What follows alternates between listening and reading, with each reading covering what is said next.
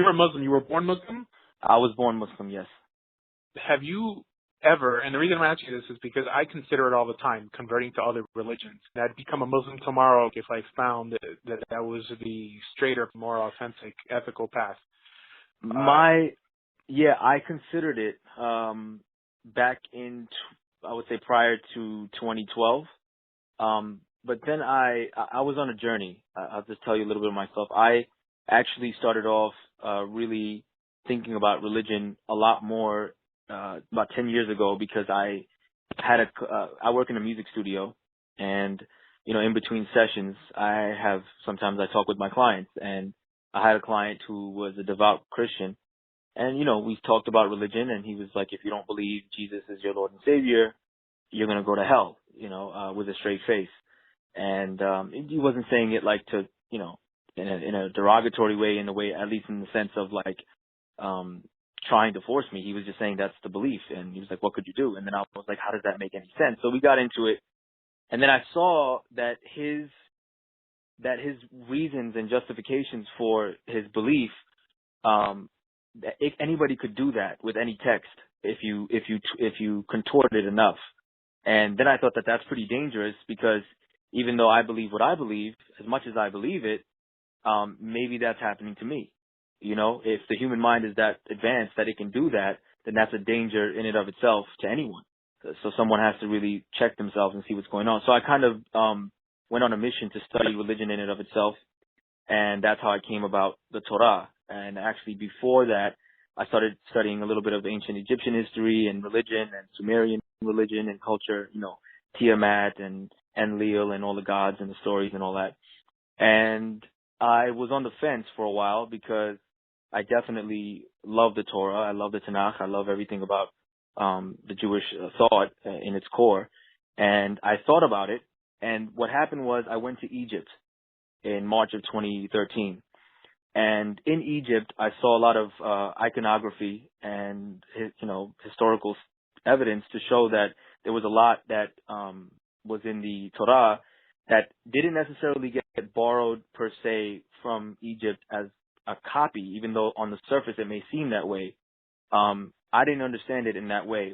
The way I looked at it was that these icons and these idioms and certain things like I will make your enemies your footstool, or this whole idea of the footstool and everything. This is all Egyptian, and this was all stuff that was used in Egyptian literature and expression to help convey certain ideas. And long story short, my understanding of religion itself kind of changed, and I didn't look at it so much as in such a linear fashion where one way is completely right or one way is completely wrong. I kind of looked at it as a tradition can exist that draws from the same source.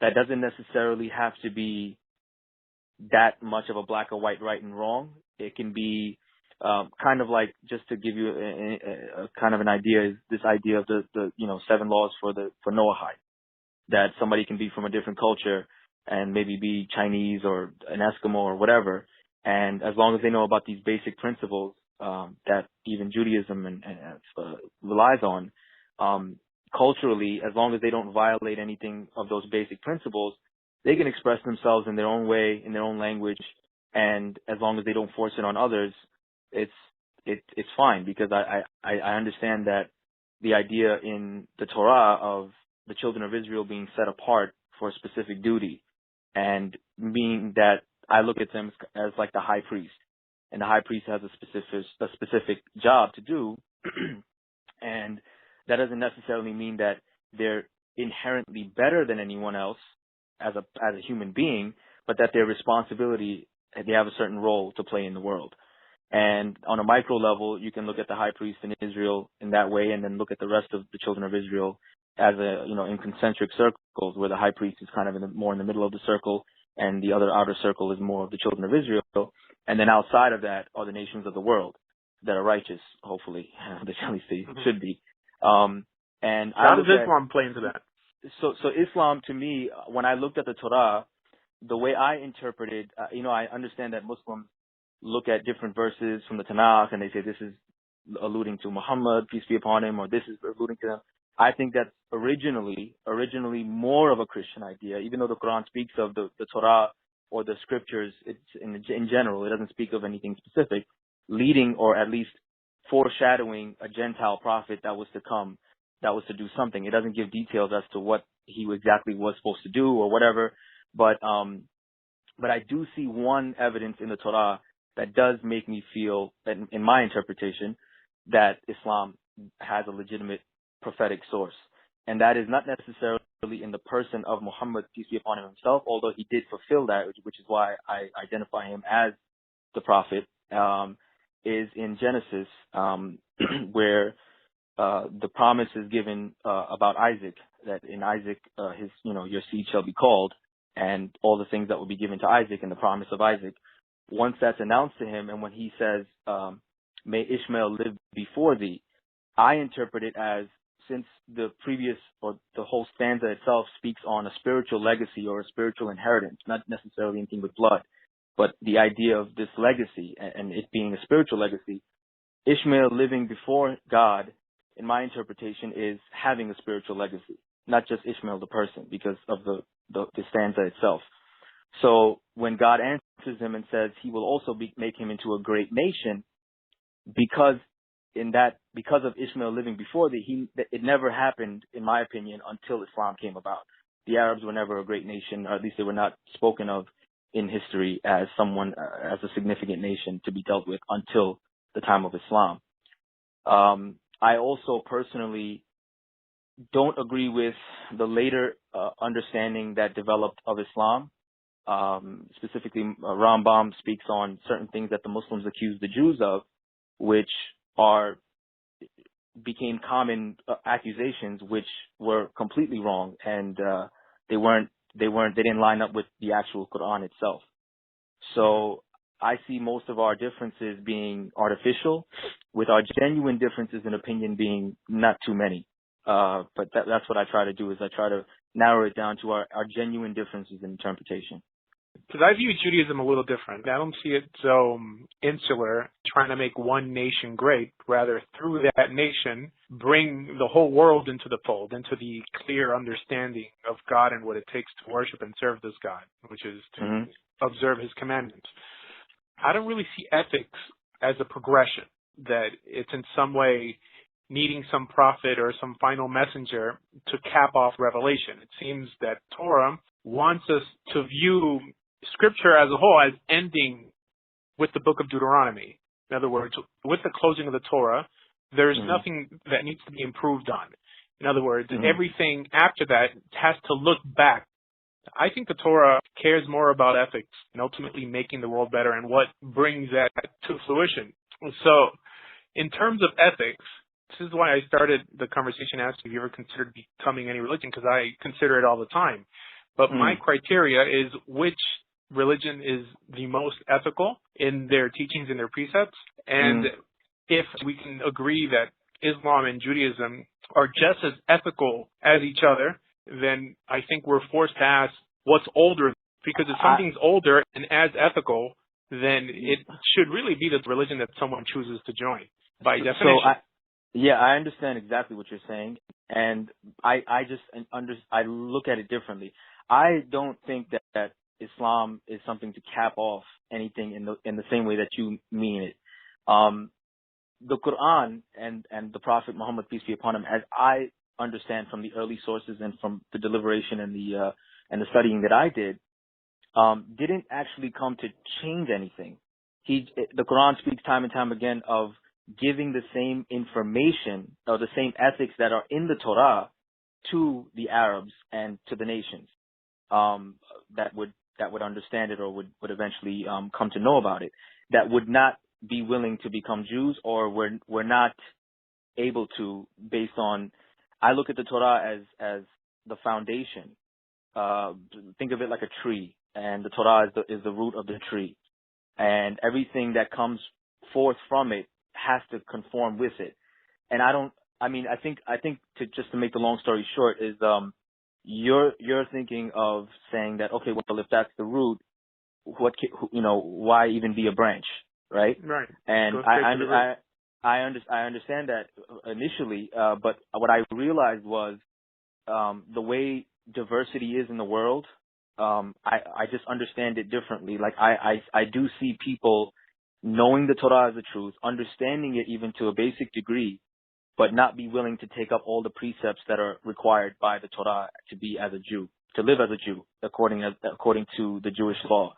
And but the because Torah of itself that, doesn't distinguish between those precepts. It sort of lumps them all in together. It's either all or nothing. yeah, and I understand that. So, someone who's righteous, who, like for instance, take the Rechabites, right? Jeremiah speaks about them, or God instructs Jeremiah to speak about them and commend them for their dedication to something that their father, that they swore that they wouldn't do, that they wouldn't drink, and they wouldn't, vows that they took upon themselves. And they held by it as if it was pretty much a tradition for them.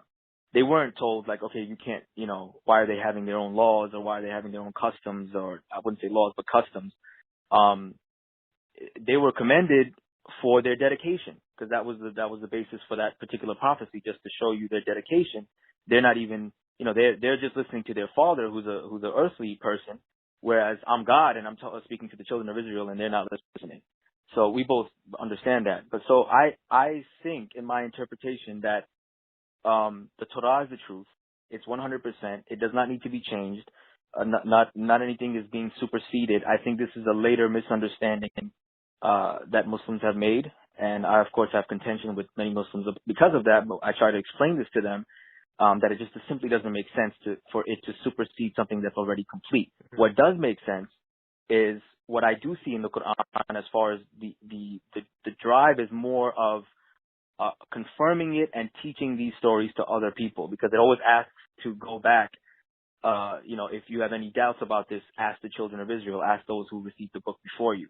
So I think originally it was understood as a movement to provide a way for Gentiles, as it calls Muhammad a Gentile prophet. That's another misconception. It says that he was unlearned, but that's not exactly what the word means, because there's a verse in the Quran that also says that among the Jewish people, that there are those who, if you gave them a mountain of gold, they would pay you back perfectly, and they're 100% righteous. And then there are some from the Jewish people who won't pay you back anything, not even a single coin, because they say there's no sin upon us concerning the unlettered.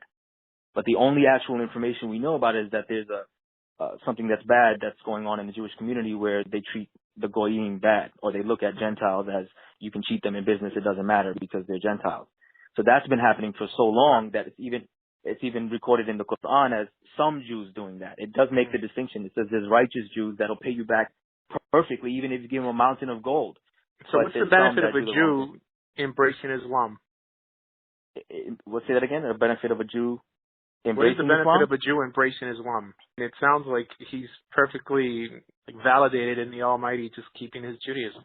Yeah, the Quran doesn't ask the Jews to change their religion. It doesn't. Nowhere in the Quran does it explicitly say that. It says to support the Prophet, the Jews of that time, to support the Prophet in this movement of monotheism, to bring monotheism to the Arabs, and that you understand that this is something that is prophecy that was going to come to pass eventually. That's pretty much the gist of it.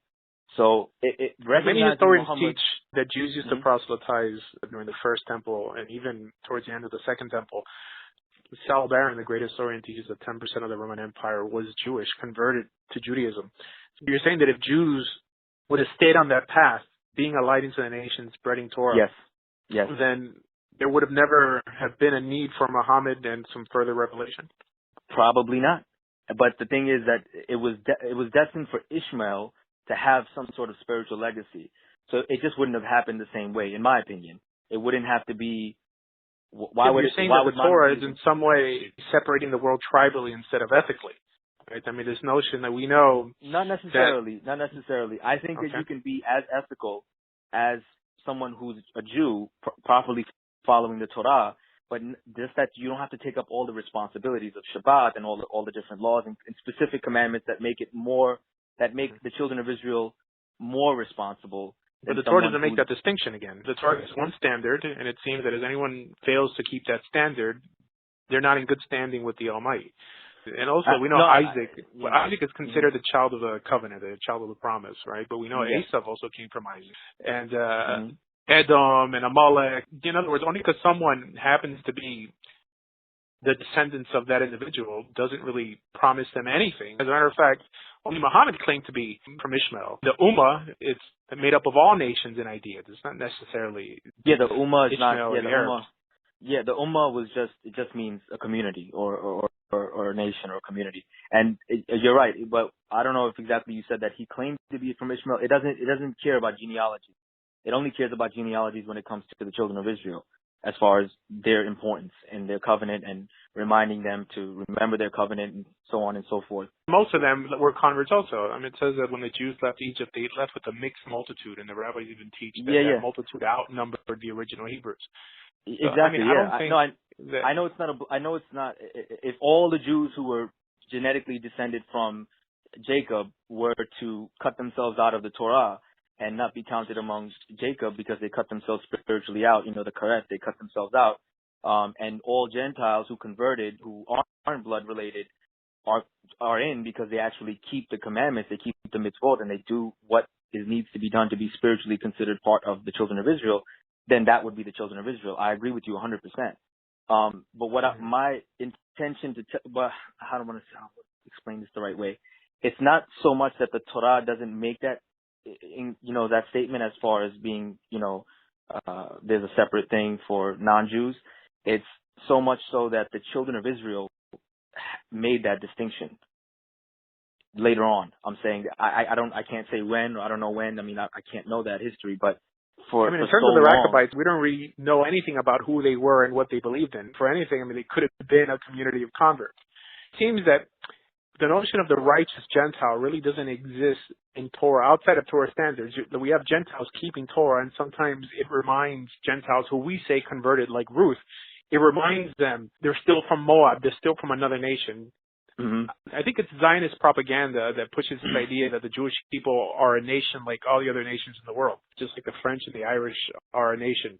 But how would you reconcile? I understand what you're saying, but how would you reconcile the notion? I mean, isn't this something that like a Karaite position? Like, we're looking at the exact text, but now we're not taking into consideration the historical understanding. How early would you consider? And this is me asking you. I don't know. But how early would you consider the sages, or how long would you consider the oral tradition to make that distinction? If it's not in the written text, then when does it show up in the oral tradition? But I don't think it shows up in the oral tradition. The oral tradition teaches that anyone who shuns idolatry is by definition a Jew. Now that doesn't mean that they're halakhically Jewish according to Jewish law, but that they're in that covenant. Conversion to Judaism before the Sanhedrin got around to it was only deciding to join a people and just entering. And this is what happened with Ruth. It's like some say this is what happened with Jethro. Later on, the Sanhedrin had to formalize the whole process. And this is why we have a conversion process nowadays. But the Torah doesn't tell you how to convert, right? With the exception of circumcision if you're male. It seems that the Jewish people, they were a nation unlike every other nation. You didn't have to be born into it, but you just walked in, adopted these laws, and made yourself subject to the penalties for keeping those laws. Later on, they had to formalize and make a public declaration of this conversion process so they know how to properly adjudicate those people who fail to keep the law. That makes sense. Like becoming an American citizen. So, I'm not a fan of this big Noahide movement that's going on nowadays. I think everyone should just convert to Judaism, just because that is the clearest understanding we have from at least the 5 books of Moses. In the 5 books of Moses, there's only one standard that pleases God. God does not in any way codify a set of 7 laws for Gentiles, nor promises them a share in the world to come if they keep these laws. It seems like there's Torah, and he says that if you keep Torah, you're choosing life, and if you don't, you're choosing death. And everything else, it's really secondary. So I understand that, but where does, just to ask you a question, where does this idea of the 7 laws, where does it first show up at? It doesn't appear in the Torah, not as a codified set of laws. Now, the laws scattered around do appear in the Torah, at least a few of them. The notion of not eating the limb of an animal while it's alive, obviously no murder, sexual immorality, all these principles appear in Torah. As a codified set, it first appears in the Talmud. In the Midrashim and Agadot, folklore and legend, they've tied it into a tale that 6 laws were first given to Adam, and the 7th law was given to Noah. There's always rabbis willing to tie any halachic practice to some traditional folkloric legend, but that doesn't mean we have to take it seriously. For all intents and purposes, a Jew only has to believe that they were developed by the Sanhedrin to judge Gentiles living in the land of Israel. I think it's almost identical to the notion of dhimmi in Islam. As a matter of fact, I think it comes from the same word. And, dhimmi is probably connected to the Hebrew word demai, which means not belonging to either here or there. It's almost people who are tolerated, but to say that they in some way please the Almighty by only keeping 7 laws or 7 sets of laws, like once someone is confronted with ethics, that's when they automatically become liable for not adhering to it.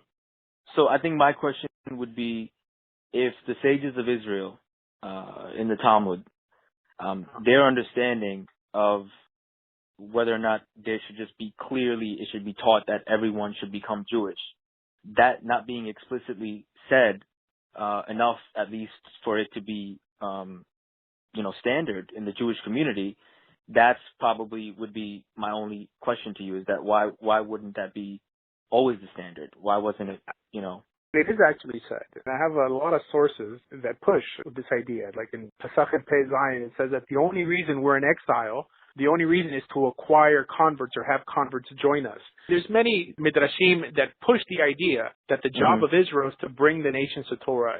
Now, there are people in the Talmud who believed that if someone kept the 7 Noahide laws, they have a share in the world to come, but there are also sages who didn't believe it.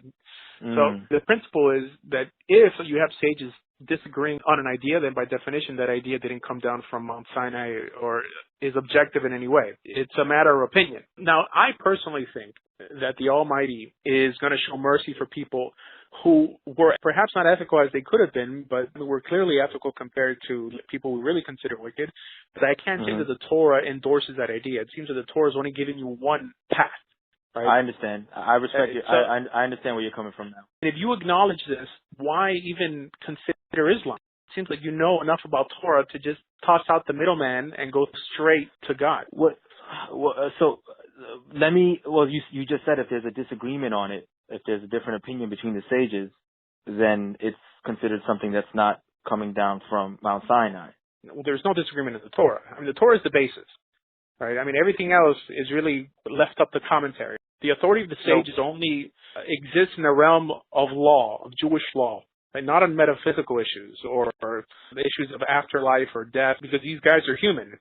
No, I understand that, but then, but that's what I'm trying to say is that if they had a different understanding of whether or not a non-Jew was okay, just leaving him with the 7 laws, how could they even be a difference of opinion in that if the Torah is clear that there is no distinction?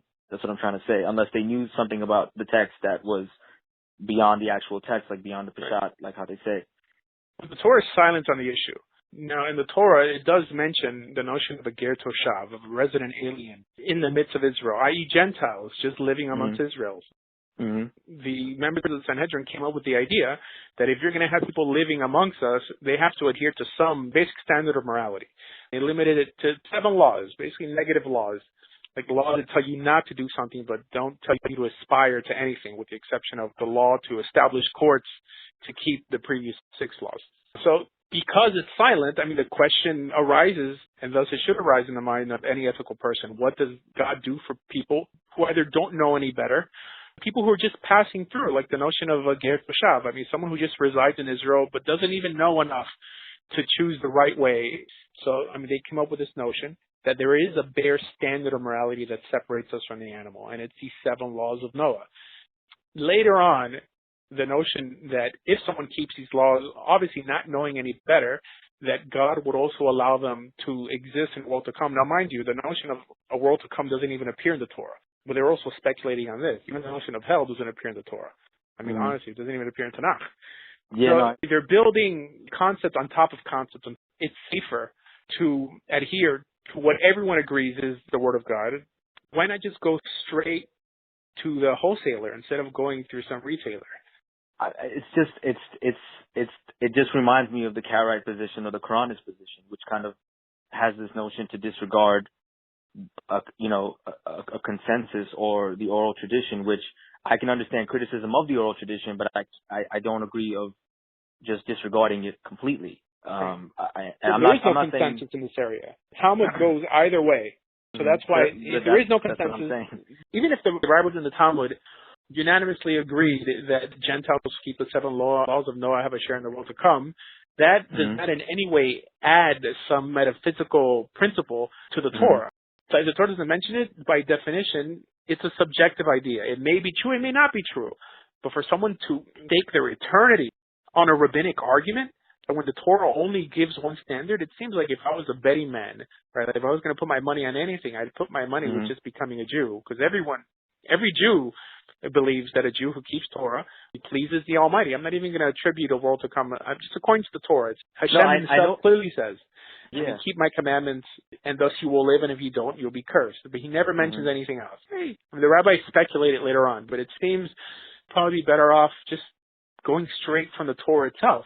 I mean, that on the surface, that's like a yes or no, like of course, right? But then when you read the text and you understand that there's context involved, like there's certain context that has to be understood, especially for other things that people use against both of us, rather, as I would say, like atheists or people, not just atheists, but somebody who's against religion, they'll pull out a verse from the Torah or the Quran and they'll say, look, your book says this, and that's unethical, right? And then you'll explain to them the context, and we only have context because we have an oral tradition to draw from.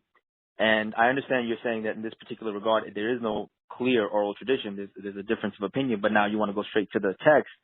But you see what I'm trying to say is like, if we do that, I feel like we're just jumping from Karaite to, orthodoxy and then back to Karaite. You know what I mean? I don't know if I feel comfortable.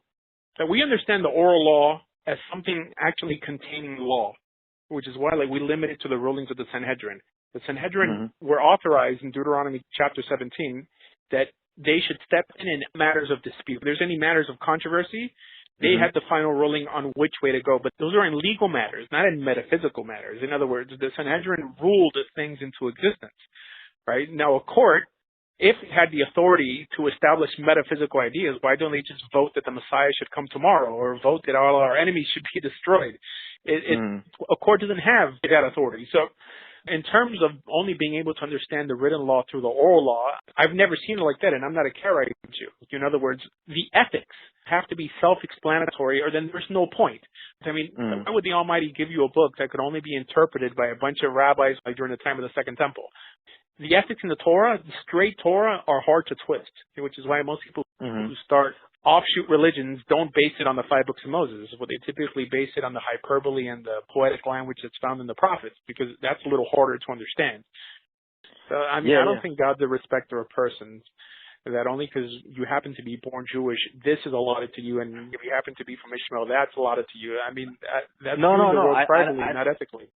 I don't mean that it's tribal and it's bound to that. I mean that it comes through a person or a specific promise that this person is going to bring this into the world, as you said. And like I said, with Ishmael, him living before God, I mean, that's a whole, we can go into that too, but we probably don't have enough time. We can do that in another conversation. But, a promise being fulfilled, the promise to Isaac was fulfilled. It was clear as day, and it happened.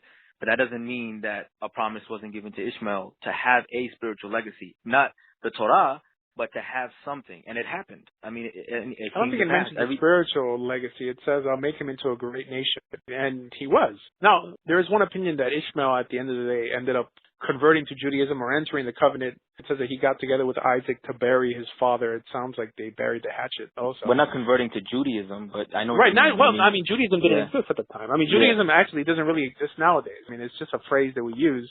I think the correct phrase is entering the covenant of God. I mean, that covenant was sealed with the giving of the Torah. Nothing else was said after that. The books of the prophets were composed to give people a history of the life and times of those prophets and how God acted throughout history, but just to bring people back to the Torah, not for people to consider the prophets an expansion or a progression in ethics, right? I mean, ethics begins and ends with the Torah. There isn't an ethical idea that's found in the Quran that in any way improves on what's in Torah, right? Because the Quran is as ethical as the Torah. It openly says, and this is why I have an argument with people who say the Quran is plagiarism. Plagiarism is when you don't give credit to the author. And the Quran frequently quotes the Torah. Frequently. draws upon the Torah. It even calls it the support. It calls it that it supports. It's the only reason why you have support in an argument, right? So somebody who's trying to plagiarize something, it doesn't give credit to the author, acts like it's all their own idea.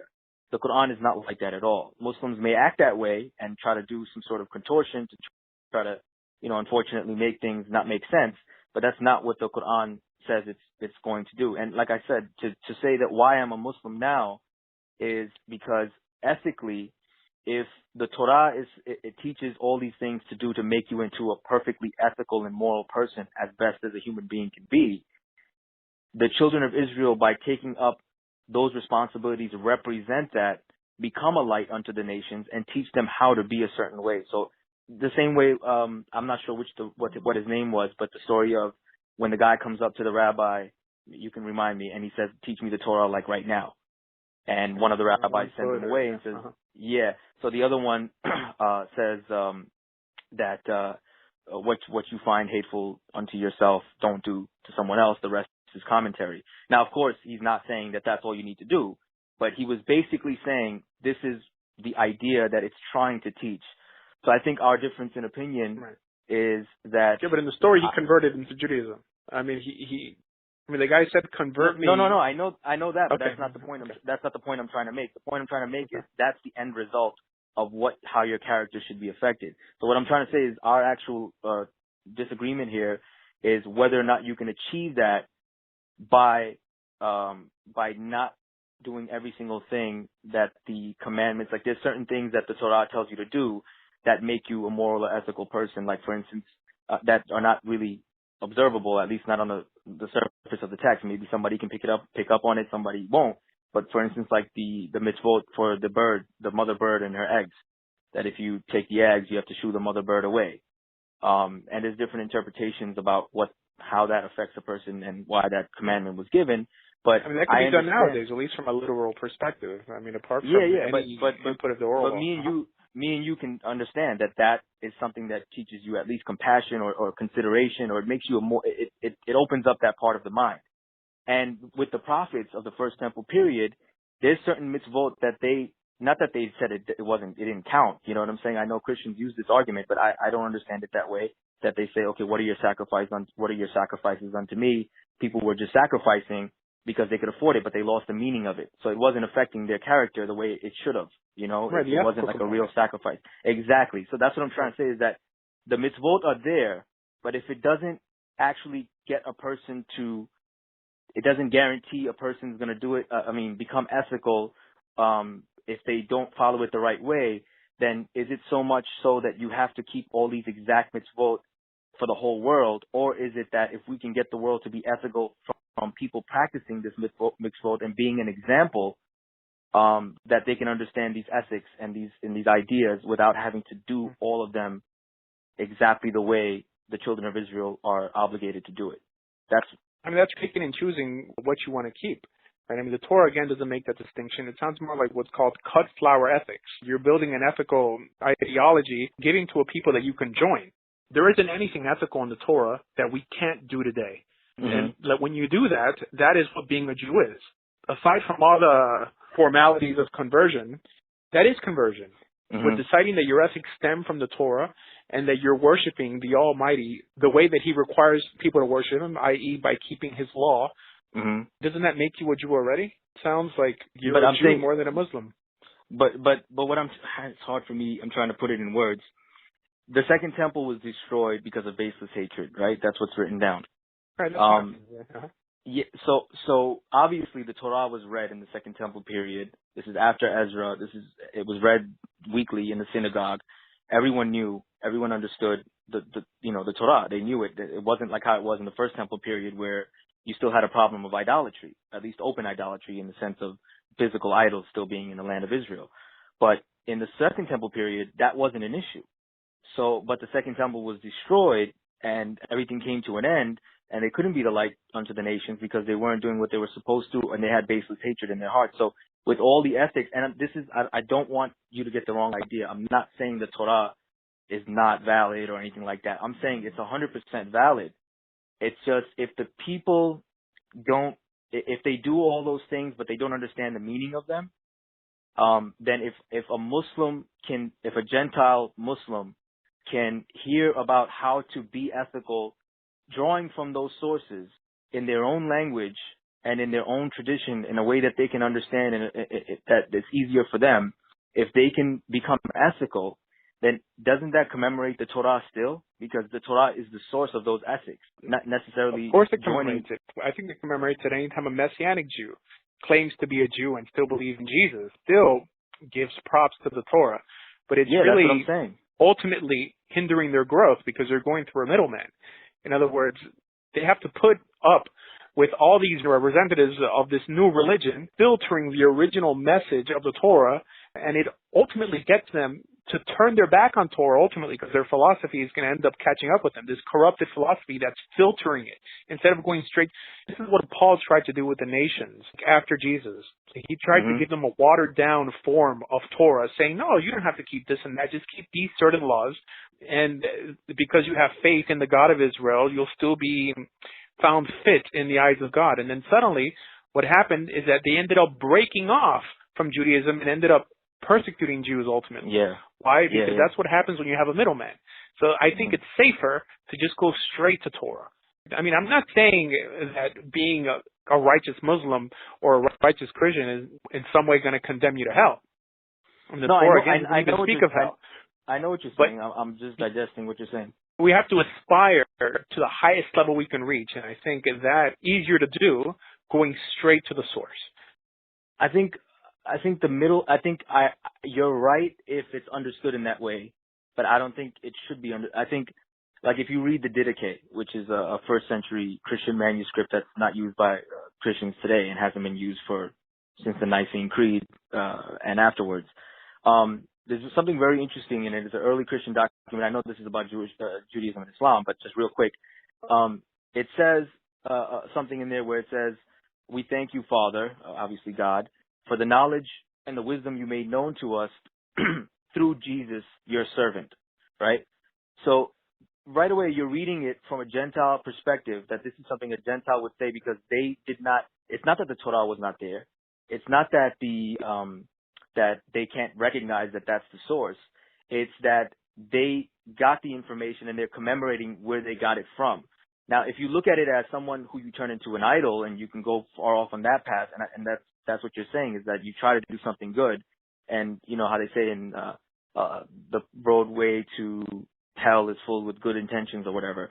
I think that ultimately you have a middleman. I mean, Moses was a middleman for the children of Israel. They couldn't get the source exactly. The judges in Israel and your high priest is your middleman, and there is a system of a bridge here. And I'm not saying that they should be turned into gods or demigods, or you should start worshiping them and praying to their graves or anything like that. That's totally forbidden. But like God says to Moses in one of the oral traditions, whoever wishes to err will err, right? So even though the Torah says the word we, right, to get people might start thinking, and what they did. They started saying that, look, there's more than one God. This is justification for the Trinity and what have you. But look, whoever wishes to err will err. So we can't really stop that.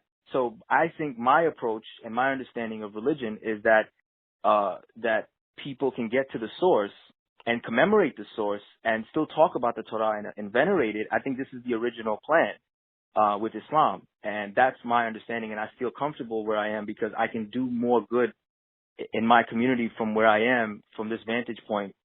And this is just how it's just what I feel. Right now, if I were to say I don't believe Muhammad was divinely inspired, I would not be honest with myself. You wouldn't want me to just throw away my conscience. It would only be if I really consciously thought that he wasn't. Then it would be like, why are you a Muslim? But I do believe. But let's look at the end result. I mean, look at Christians nowadays, who I think we could all agree started off like this. The average Christian was an Orthodox Jew who just believed this individual was the Messiah. That idea progressed to him being God. The Roman Empire ran with it, and now you have Christians who clearly state that they don't keep Torah. And it's almost an abomination for a Christian to try to find favor with God by keeping Torah.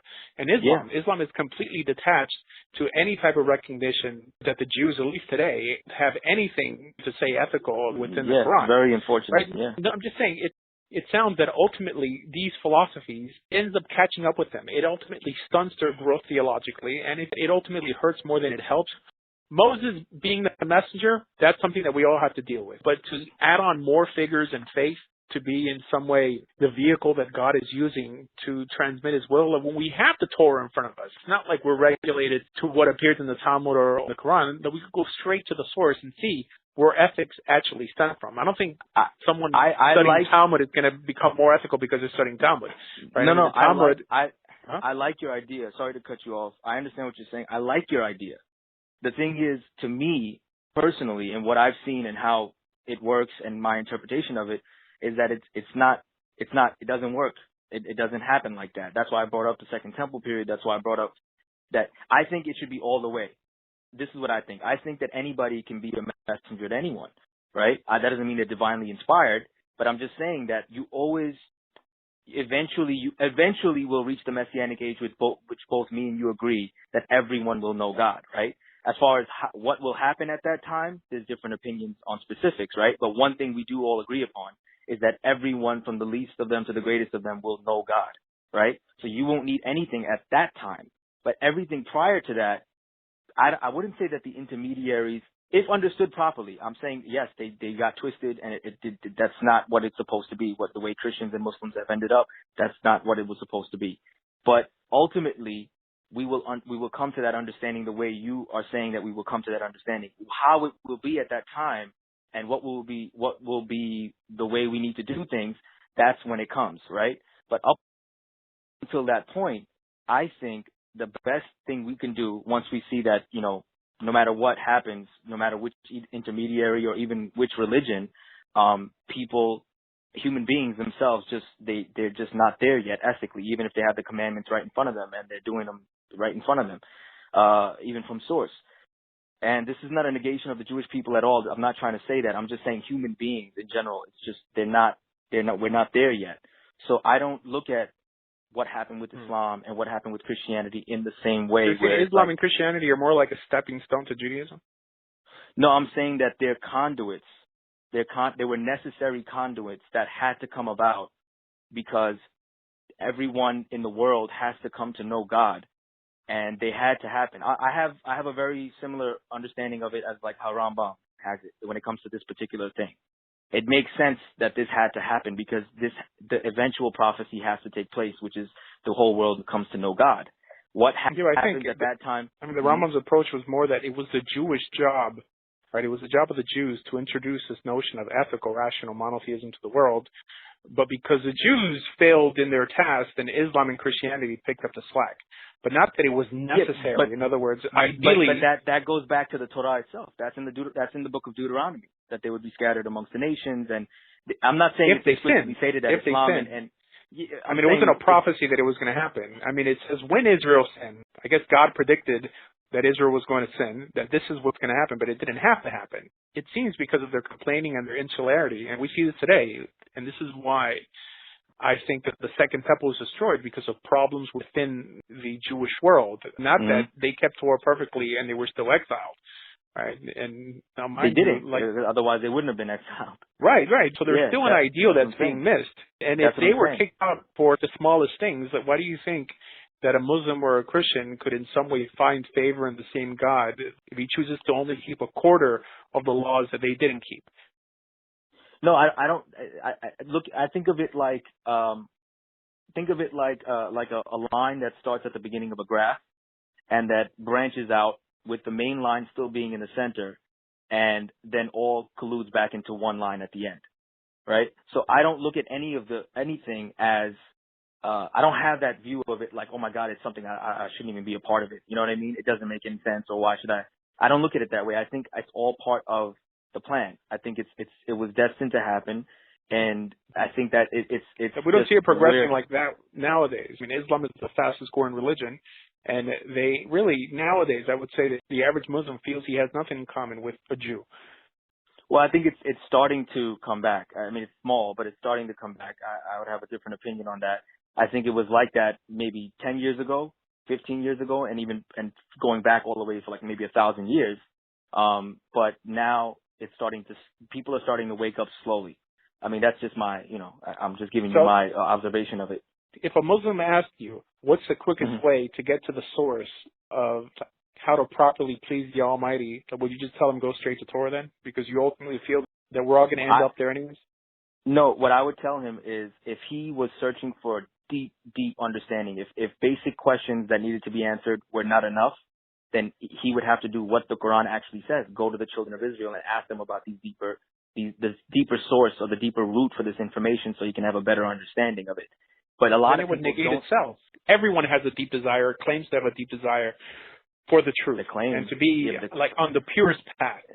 the By claim definition, the claim is one thing to voice your claim, but to act, they don't even know what that means. They don't follow all the way through with it. It's hypocrisy.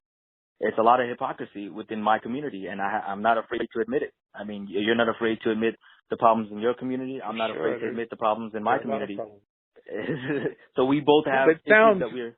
That ideally, you feel that every Muslim should just convert to Judaism ultimately, because that's where they're going to end up.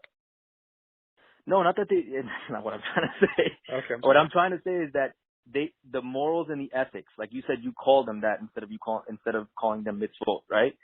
Obviously they're the mitzvot, but you're calling them for what the deeper meaning is, and I respect that. The morals and ethics, that's what it eventually is supposed to teach you if you do it properly. But the morals and the ethics that you learn as a person are internalized, and once they're in you, you understand. It's like something. It's just getting someone to understand something in its truest sense. And if they require more to understand that, and they're genuine about it, as far as knowing how to understand it, you can find that in the Torah, the explanation of it. You would find that in the foundation. That doesn't necessarily mean you need to convert religiously to become and to keep the actual mitzvot. Once you got it, you understand the ethics. I don't feel like, I do really feel that the children of Israel are the high priest for the world. I do feel like as a nation, they're the light unto all the nations, and that's when they're doing their job. That's when you feel like a second-class citizen, then. Would you call somebody who's not a Kohen a second-class citizen? Kohen is still an Israelite. Exactly. I mean, I understand there's a role they played. Someone could convert to Judaism. I mean, someone cannot convert to become a priest. It's really a non sequitur. It's like saying, would males be upset because they can't be women?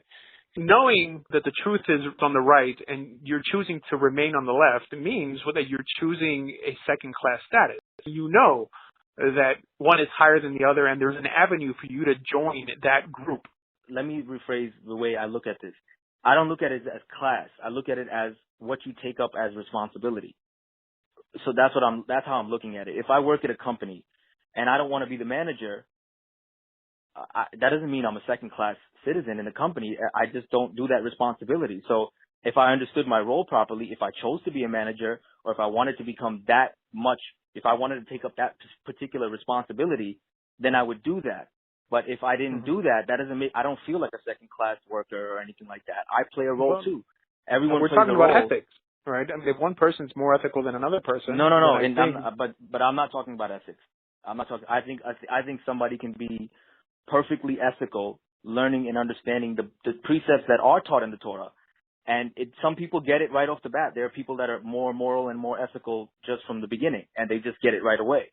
Some people need more work to become moral and ethical, and if they require a deeper explanation of it, then I would say that they have to go to the Torah if they need that much to get to the deeper explanation. But some people just get it. Some people naturally are moral and ethical. So that group who doesn't get it, you would consider them in some way lesser than someone who does get it. In other words, there is an ideal that you're shooting for here, and the ideal is getting the Torah from its most ethical, literal meaning and running with it.